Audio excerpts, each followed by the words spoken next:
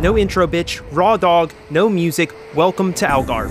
I definitely got quicker. I put in a lot of time since the last video you've seen, and that was the end of our first quali lap that you just saw with a 45.9. Good time. That was actually my first time ever getting into the 45, so I was pretty excited about that. But I felt like I could go better, even if it was by a little bit. So this is our second lap that you are watching right now. In our final lap, you only get 2 for qualifying, trying to be extremely smooth on the brakes and steering and really treat them as one unit. They are working together in tandem to give you maximum grip, and you don't want to ask too much of either. Heading into the hairpin, really big corner for this track. If you go a little bit deep here, you lose easily at least a 10th. And we go actually pretty nicely through there. Not really much of a slide at all, which is typically where you end up losing time on that exit. Into the double right. Love this freaking corner. Very light braking. Get the nose down. Push a little bit with the throttle. Back onto the brakes. Open it up. And you're swinging in, just trying to perfectly hit a late apex there, and it gives you a fantastic run over the hill.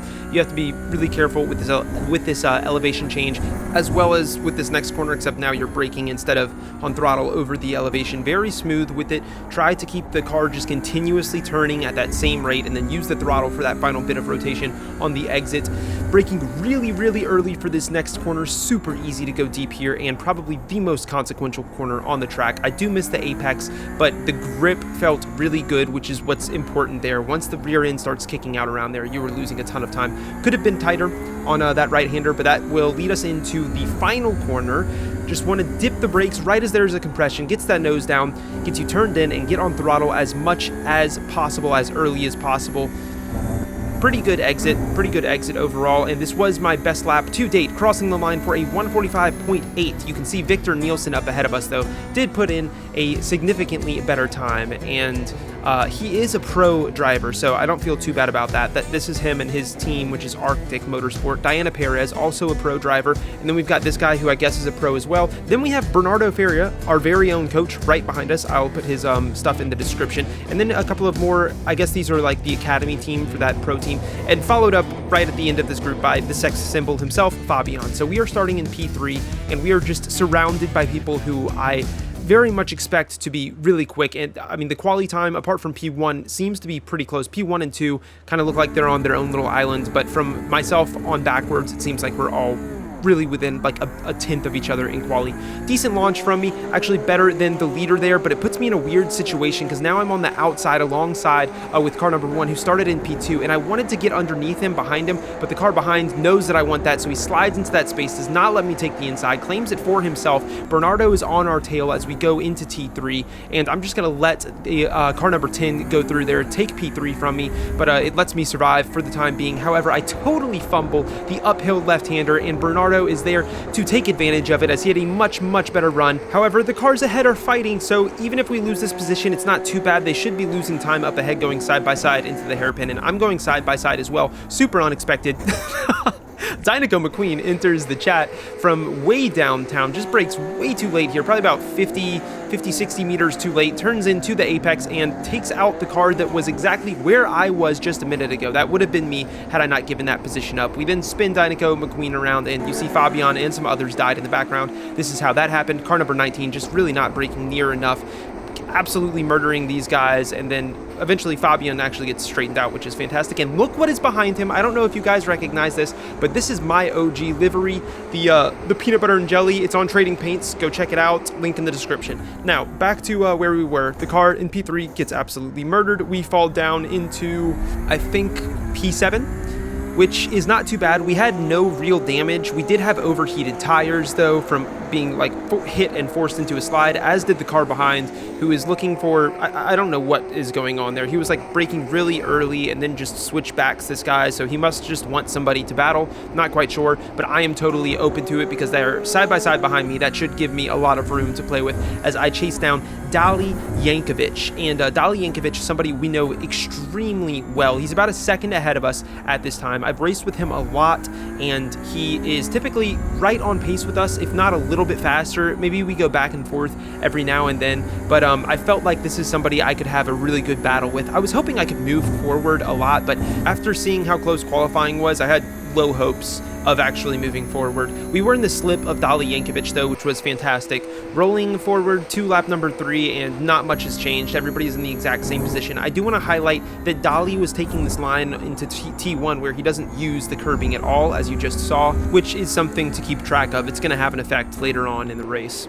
Now, I talked a lot in the last video about like saving tires, and I think I was trying way too hard to do that. My lap times stagnated until lap number 6, where I put in a 147 flat, which is about a second slower than I needed to be. I was just not pushing nearly hard enough, and it was a second slower than Dali on that lap. So Dali was pulling away. I'm now 2 seconds behind, and it seemed like I was I was just falling backwards a little bit more and more with every passing lap, and it's hard to get out of that rhythm. Once you see yourself consistently getting slower, it seems like, okay, that's it, I'm done. Like, it's very easy to get into that mindset. So this was a tough one. We're halfway through the race, and I really had to tell myself that, you know, I can catch this guy. I knew that I could. I have the pace on this track. I had a really good qualifying time.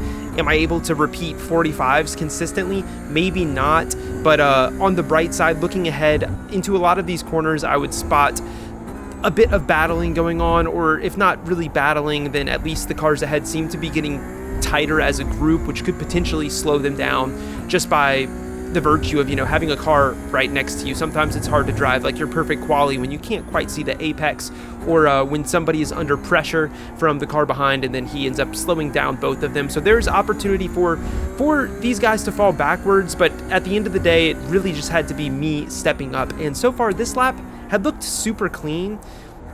Difficult run through that apex, but it always is. It's very, very difficult to nail that apex with the correct amount of speed every single lap. So I kind of gave myself a bit of room to operate there, a bit of room for error within that corner, and all the other corners on this track. Basically, I felt like you could hook up very, very consistently. Now, going up to the line, we have gained 0.2 on Dali that lap. That lap was a 46.1. Dali did a 46.3. And on to lap number 3, he is now 1.7 seconds ahead of us, which is out of slip still. And the difficult thing about this is I am out of slip from Dali, but Dali is actually in the slip of Mikel in P5. So he is getting a bit of free time on all of these straights.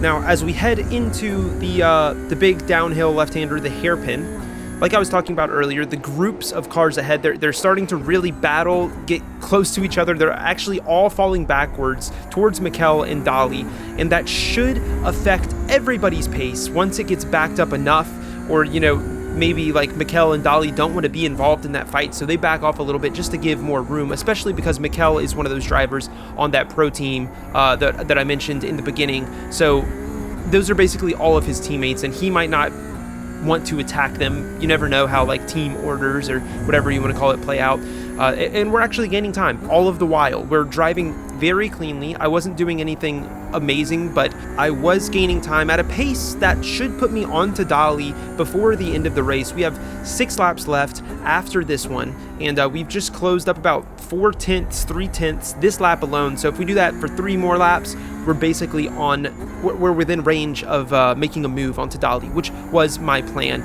Now, he does have that slip from the car ahead still, but it felt like he was actually falling off of Mikel. He's about 0.7 off of Mikel at this point, which is prime slipstream range, but I am just about into slip myself. I would say 1.4, 1.5 is where you feel it a little bit, and 1.2 is where it really, really kicks in on some of these longer straights. Skipping ahead to lap number 9, and Mikel has fallen backwards a bit into Dali, and as the car behind Dali, I am just really hoping that they actually battle, and it's not just oh, I'm going to get close to you and hope that you make a mistake, which is a way of battling, but it's not what's going to happen, because Dali, looking up the inside of the very difficult uphill left-hander towards the end of the track, they're side by side through, they're losing a ton of time, and just like that, we are now within a second of them, and they're still right on each other's tail, so the fight isn't over yet. It looks like this could be a move by Dali into T1, which should absolutely kill their runs, and that could open up a huge opportunity for me. I'm 0.7 behind Dali. I am in prime slipstream range. It does look like Dali fell off a bit through that final corner though, and isn't quite going to be in range for a T1 move, which is fine because I am now so close to Dolly that I feel like I am going to be the one looking for a move soon. 4/10 as we go into T1. He's still avoiding that curbing. I am making a mental note of that right now. It's as I said, it's going to come into play in a big way later on in this race. And I remember as I was driving in this race, thinking to myself, like, you know, it finally paid off. Like, we put in consistent laps. We were doing 46 ones, 46 zeros, and we caught up to him. But you can only think about that stuff for a very small amount of time, because once you start really getting into your ego and like being like, oh man, I'm so fast, that's when you start making mistakes. That's when you start, if you start thinking about anything other than driving, when you need to put all of your focus into driving, mistakes will creep up on you. And every time you're thinking, you know, oh, it's not going to get me this time, like I won't make a mistake, but they will. So very quickly, I had to turn my attention back to Dolly. This is all that matters. The only thing in the world right now is staying behind Dolly and putting pressure on him, which is exactly what I was doing right now. 1/10 behind him, and this could be an overtaking opportunity up the inside of here. I kind of try and play a little bit of a fake to the inside. However, it was really way too late, so late that he probably was not looking in his mirrors, and it had zero effect on him. And watching this race back, that's something I think that I do a lot. Like, I peep to the inside to try and make somebody think that I'm going for a move, but I often do it way too late. I'm all over this guy's tail though, and I'm really hoping that, you know, just the amount of pressure that I'm applying can pull him off of Mikkel. That was my plan. If I can pull Dolly out of Mikkel's slipstream just by applying pressure, peeping up the inside, making him make very small mistakes, then we should be able to have a huge advantage into T1 or even into the hairpin that's coming up right here in Sector 2. As we go around T3, I'm actually noticing that Mikkel is not really pulling away quite as fast as I thought he would have, because we were, like, I felt like I was killing both me and Dolly's pace. We were running mid 46s. He did a 46.7 on the last lap, albeit I believe he was trying to make a move on that lap. But regardless, I felt like we should be falling off of Mikkel at this pace, but I think Mikkel was just kind of making mistakes himself, or maybe, you know, he saw the gap opening up behind and he thought, oh, I don't have to push so hard, so he just kind of didn't push so hard, and that in turn would keep Dolly in the slipstream and keep me at not really a disadvantage, but it would make the overtake a bit harder, because your two best opportunities for an overtake on this track are at the end of pretty long straights, and if you have that slipstream as the defending car, it'll keep you, it should keep you safe. Now, you might have seen that Mikkel was a bit deep through that penultimate corner, which doesn't make a huge difference. It's not something that's ruining my race, but it is giving Dolly a slightly better slipstream, as he is going to be closer to Mikkel. Now, Dolly absolutely botched that final corner, so we're on his tail 2/10, and we have way more slipstream. I mean, now he is over a second behind Mikkel. This could be an opportunity. I'm moving my brake bias to the front to make a huge dive, get the car stopped late, but I just don't commit to it enough, and Dolly, big ball Dolly, just turns in anyway, which, props to him. I mean, it was beautiful, but those can be scary as the defending car sometimes, when the car behind is actually trying to make a dive bomb, but you just say, fuck it, I'm turning in. If I die, I die, and we make contact. And I didn't want to kill him, didn't want to kill myself, so ultimately I backed out of that and decided, you know what, we'll go again somewhere else. We have this lap and two more, plenty of time. Once again, peeping to the inside, probably way too late. I doubt he even saw that in his mirrors, so it had no effect. And I think that is something, after watching this replay, that I want to change in the future. I need to be better about my fakes, about moving to the inside, about setting myself up for potentially actually getting that move. Like, a lot of these fakes are just me peeping to the inside from 2-3 tenths back, where it's a bit of a stretch of if I would ever actually make that move. So I don't think it's convincing him anyway. Not that that never works, because from 2-3 tenths back, you can absolutely mind punt somebody, but like I said earlier, Dolly was a very capable driver and somebody who a lot of times was faster than me. I want to say that my I rating is almost inflated right now, because I don't think I'm on pace with like most people who are 6.4, 6.5K. Dolly is very, very quick, is my point, and it is not very easily manipulated into opening the door for a move like that. Now, the clock is winding down. I'm going to have to get something done pretty soon as we head on to the, say it with me, penultimate lap number 13, and into T1. I mean, the amount of times that I saw him not use that curb on entry, you would think that when it comes down to it, I would keep track of that. And every single time I saw him doing it, I was thinking to myself, okay, I need to remember that he's doing that. He is a bit narrow on entry.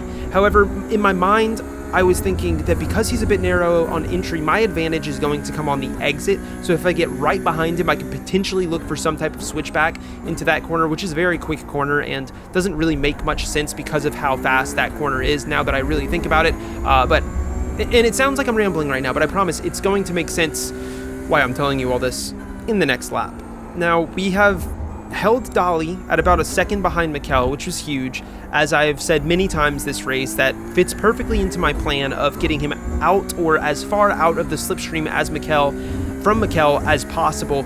And unfortunately, through the final couple of sectors, Mikel is just going to miss every apex, go very deep around Portimao corner, which pulls him back up maybe 1 or 2 tenths to Dolly, and then through the next corner as well, he is going to just whiff that apex as well, and then actually have a bit of a slide on the exit, which is going to close Dolly up even tighter. So what looked like it could have been a send into T1 on this next lap is actually not going to matter, because Dolly slides out through the penultimate corner, opens up the door for the inside, and this was totally surprised by me, but it puts us side by side going around the final corner, and we get the move done. Dolly backs out just enough to give us the full width of the track on exit, and we're gonna hop on board with him as we head towards T1 for the final lap. Now, I am out of slipstream from Mikel, so I have no slip. Dolly has a huge slip advantage, which is exactly what I was trying to get this entire race, so it sucks that as soon as Dolly was behind me, he has that slip advantage. Going into T1, I'm trying to open it up for myself, and sure enough, there goes...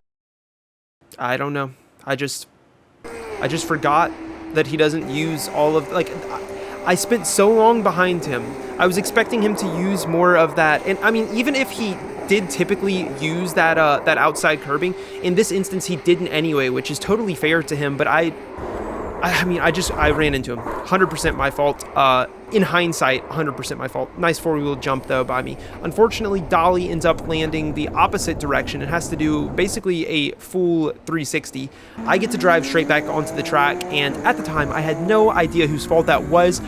I didn't really feel like I was going out to the outside in the moment too much, and Dolly is unfortunately not going to be close enough to try and attack us. So we cross in P6, an undeserved P6, because we did kill Dolly there, and Dolly crosses a moment later in P7. I did get into the text chat afterwards, and I messaged Dolly, letting him know that after watching it back, totally my fault, and if I could give that position back now, I would. I saw that Alan Bockley said this, which I am assuming is some sort of drama. He's usually knee-deep in it, and lap 2, it didn't take very long for us to find some sort of death from him, as he just doesn't brake and kills the car ahead. Probably not on purpose, but I thought that you guys might just like to see that. Unfortunately, 21 disconnects. Now, the results for that one. P6, not bad. I wanted to really try and punch with the big guys up there. Good God, I can't talk right now. 5 IR, who cares? Minus 1.17, who cares about the stats? Fuck the stats. Straight into the final lap of the next race, and there's a reason I'm only showing the final lap. This race was not very eventful. Fabian was behind us in P2, which was super cool to share the track with him, but other than that, like, nothing happened this race. I started on pole, and I basically drove the entire race by myself on an island, which can be really good practice for lap times, but in this case, I was just being very lazy. I felt that I was under no pressure, so I was just being super lazy, and that's a bad habit to adopt. We do cross the line in P1, so it's a victory, and Fabian was running very similar pace behind us. He crosses in P2, but I was not happy with my performance this race. Now, the reason I showed you that was because, I mean, you saw those lap times. I want you to see the difference in this race. So I crossed the line in qualifying for a 1:45.727, which put us on pole behind Benji Peterson, who is only a 10th behind us in qualifying time, but is typically faster than us. Again, kind of like Dolly, so I expected to have some competition here. Now, Zach Haight just wanted to shout out this driver. He's in P3. His livery is sexy. Check out JWC Designs in the description.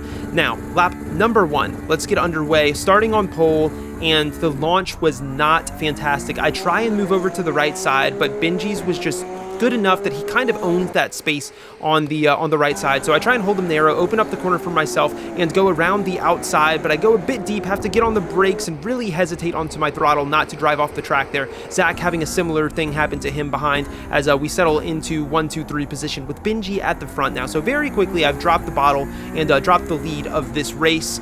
Gonna back off a bit and just see what happens as we head down into the hairpin. Really, I mean, this is your main overtaking opportunity on this track, and I just kind of look up the inside there, don't actually commit, but it scares Ben enough that he goes deep through the exit of there, totally off the track as well, and we move up into the lead of the race. So handed right back to us pretty quickly, and I'm gonna ride on board with Benji here so you can see what a defensive driver looks like, because my eyes were glued to my rear view mirror, and they should not be. And that's kind of like the metaphor of why I'm showing this from Ben's perspective, because this is kind of what I was seeing in race. Like, I was just way over conscious of where Ben was at all times. I was not looking ahead. Like, my lines don't seem horrible, but there's something about focusing on the car behind that just makes you slower. And Benji tries to take advantage of that, going up the inside of the penultimate to the penultimate to the penultimate corner. We're side by side as we head into the actual penultimate corner. I guess it was just the penultimate to the penultimate corner, and I said an extra penultimate that first time. Now we had the inside, so we take a tighter line, remain in the lead, and Zach is kind of getting back into this fight as we keep battling at the front. I'm slowing down a lot more than him over that final corner, but I do think that that gives me a much better exit, and that's really important because it's a huge straight, so your exit should be everything on the corners that lead to huge straights, which is typically like the last corner because the pit is usually on a straight. Now, braking where we typically do on the outside, Benji looking to dive up the inside, and I kind of, you can see I'm in my head and I'm in my mirrors as I'm giving him space in all of these corners when he really had no right to it. I'm diving in very early to T3, actually going a bit deep on the exit there. Like, I know that Benji could tell that I was driving extremely defensively at this point, and the best defense is a good offense. Right now, my offense was non-existent. My pace was not great. I was missing apexes, sliding out into the hairpin with no pressure, still maintaining the lead, so very lucky, but just driving in my mirrors. And I know that a lot of you guys know that feeling. When there is somebody who is historically faster than you, you've raced with them a lot, it's like as soon as you get in the lead, you just can't look away from them. Now, we make contact through that corner as I'm overslowing, and that gives me a bit of space, a bit of a dirty tactic from me, but it's sometimes in corners that are forced single file, like drivers will do that, they'll overslow on the apexes, and that wasn't a huge overslowing moment, like maybe 5 kph more. It was very minor, but Benji, I think, was faster in that corner overall anyway, and through the left-hander, the penultimate corner, he seemed to be a lot more competent than me, as well as I am now missing the apex completely to the actual penultimate corner, and it's just frustrating when you know that you could be faster than somebody, like you could just outpace them or at least like drive at a similar pace, but you just cannot remove your brain from your own rear bumper. Like, I'm defending into the hairpin, which to be fair, I think that this one actually needed defense. He very well could have made a dive there, and we get a decent enough exit as well. But something had to change. Like, if I keep driving like this, I'm cooked. There is no way that I can hold him off for 15, 14 laps like this. So by the time lap number 4 rolls around, it's not like he's any further away from us, but I don't know how I did it. I just said, fuck it. I'm not looking in my mirror anymore. And my laps up until this point had been mid-46s, which was basically the same as that last race. And you kind of probably heard how unhappy I was with myself in that last race. I needed to step it up, and I don't know how to express this accurately, but this was probably the longest and most pure flow state I have ever been in. Every lap just melted together and became one single lap. Like, I literally felt like I drove one lap for the rest of this race over and over again, which is what a race is, but it's so weird. And if you know the feeling, like, let me know in the comments your thoughts on it and just like express your passion about it, because this is what gets me so excited about sim racing. Like, it seems like this is a boring race, and it will seem like a boring race to you potentially. I crossed the line for a 46.1 on lap 4. Lap number 5, I crossed the line for a 46.04. Lap number 6, we crossed the line for a 46.07, and it is like, I don't know what I felt like. I just felt love for driving, I guess. 46.09, and I think like this is something a lot of people will watch like an F1 race or any race where nothing really happens and be like, oh, it was so boring. But like this shit is exciting to me. Watching somebody put in a performance where every lap is within a tenth. Like I have never done this for this long in my life. It's, oh God, dude, it just feels like growth. Like it truly feels like growth as a driver. These lap times are not amazing, by the way, like high 45s or like 46 flats, they're good, but as you saw in some of the earlier races, there were people doing 45.6s in race, 45.7s, 45.5s even in some cases. So these weren't miraculous laps, but they were damn near identical. Little bit of oversteer every single lap on corner number 10 right there, and going into the next corner right on the edge of locking up those rears as you turned in, but not actually getting any lights on the dash that I was locking them up. I avoided it for what I think it was like 9 or 10 laps in a row, every single lap in 1/10. And Benji behind us was I mean, he was right on us the whole time. Like I was still aware of him. It wasn't like I forgot he was there, but I just had zero fear of him. Or more than that, I had 100% confidence in myself. It just, I don't know. I don't know how to describe it. Crossing the line in P1. My most enjoyable race. And a lot of people will say that that race was boring. Into the results page, and you can tell how excited I was by how much my mouse is moving around. Like I'm not usually somebody who cares about lap times that much, but for me personally, I think why I was so excited is because this was truly growth for me. And I was also under so much pressure initially that to be able to flip that switch like that was just something totally new for me, and it gets me excited, it gets me passionate. We gained a decent amount of iRating. Safety rating is a non-existent number, it's fake, don't listen to it. If you guys enjoyed this and want to see more and support the channel, click on the video on your screen, the links in the description, and subscribe.